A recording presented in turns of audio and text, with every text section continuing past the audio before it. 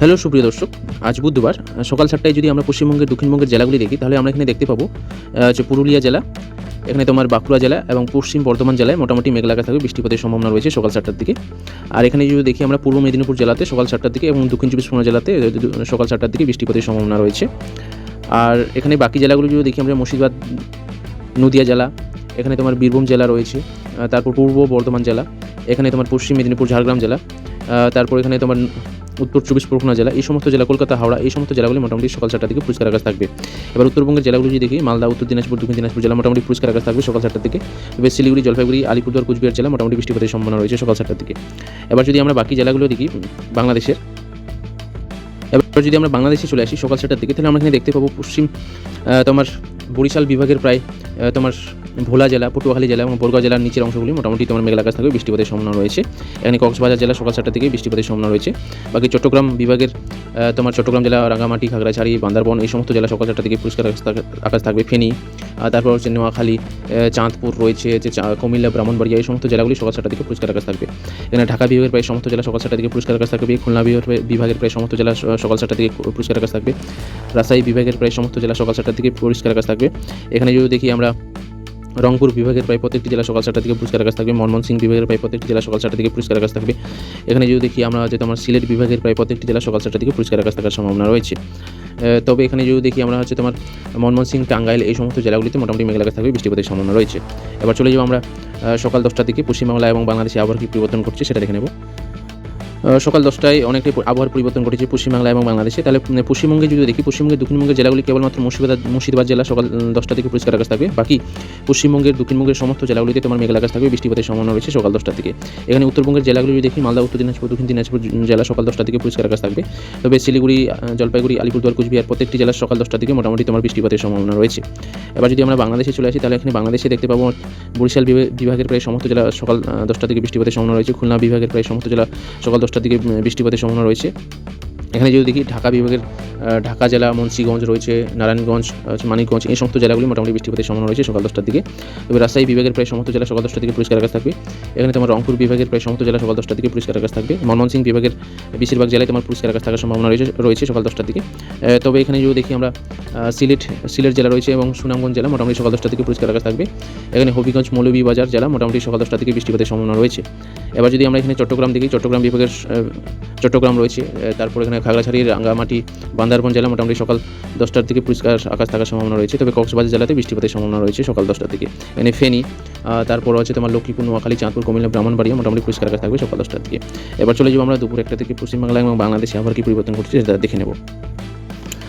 দুপুর 1টার দিকে যদি আমরা আবহাওয়া দেখি, তাহলে পশ্চিমবঙ্গের দক্ষিণবঙ্গের জেলাগুলির মধ্যে হচ্ছে কলকাতা, তারপর উত্তর চব্বিশ পরগনা, দক্ষিণ চব্বিশ পরগনা, এখানে হচ্ছে তোমার হাওড়া, হুগলি, এখানে তোমার পূর্ব মেদিনীপুর, পশ্চিম মেদিনীপুর, ঝাড়গ্রাম, এই সমস্ত জেলাগুলি দুপুর 1টার দিকে মোটামুটি বৃষ্টিপাতের সম্ভাবনা রয়েছে, মেঘলা আকাশ থাকবে। এবার বাকি জেলাগুলি যদি দেখি, আমরা এখানে দেখতে পাবো তোমার পূর্ব বর্ধমান, পশ্চিম বর্ধমান রয়েছে, তারপর এখানে আছে নদিয়া জেলা, মুর্শিদাবাদ জেলা, এই সমস্ত জেলাগুলি মোটামুটি দুপুর 1টার দিকে পরিষ্কার আকাশ থাকবে। এখানে মালদা, উত্তর দিনাজপুর, দক্ষিণ দিনাজপুর জেলা দুপুর 1টার দিকে পরিষ্কার আকাশ থাকবে। তবে শিলিগুড়ি, জলপাইগুড়ি, আলিপুরদুয়ার, কুচবিহার, কালিম্পং, দার্জিলিং প্রত্যেকটি জেলায় উত্তরবঙ্গের প্রায় বৃষ্টিপাতের সম্ভাবনা রয়েছে দুপুর 1টার দিকে।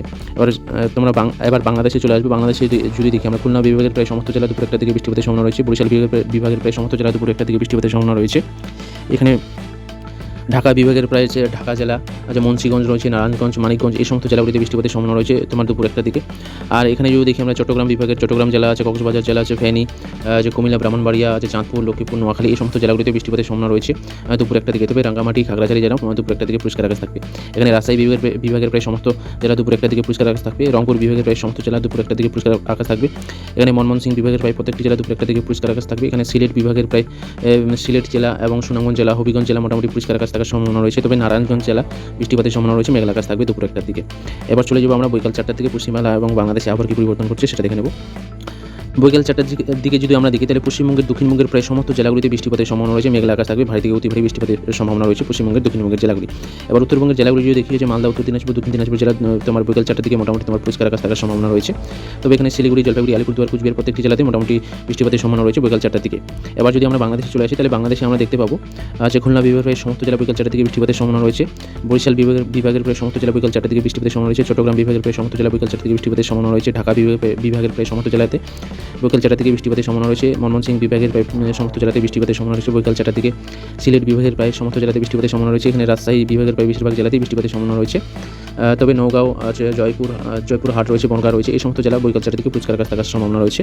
এখানে রংপুর যদি দেখি, রংপুর বিভাগের প্রায় হচ্ছে তোমার রংপুর, কুড়িগ্রাম, তারপর নীলফামারী, লালমনিরহাট, পঞ্চগড়, ঠাকুরগাঁও, এই সমস্ত জেলাগুলিতে বৃষ্টিপাতের সম্ভাবনা রয়েছে বৈকাল 4টা থেকে। বাকি জেলাগুলি মোটামুটি পরিষ্কার আকাশ থাকার সম্ভাবনা রয়েছে তোমার বৈকাল 4টার দিকে। এবার চলে যাবো আমরা সন্ধ্যা 7টার দিকে পশ্চিমবাংলা এবং বাংলাদেশে আবার কি পরিবর্তন করছে সেটা দেখে নেব।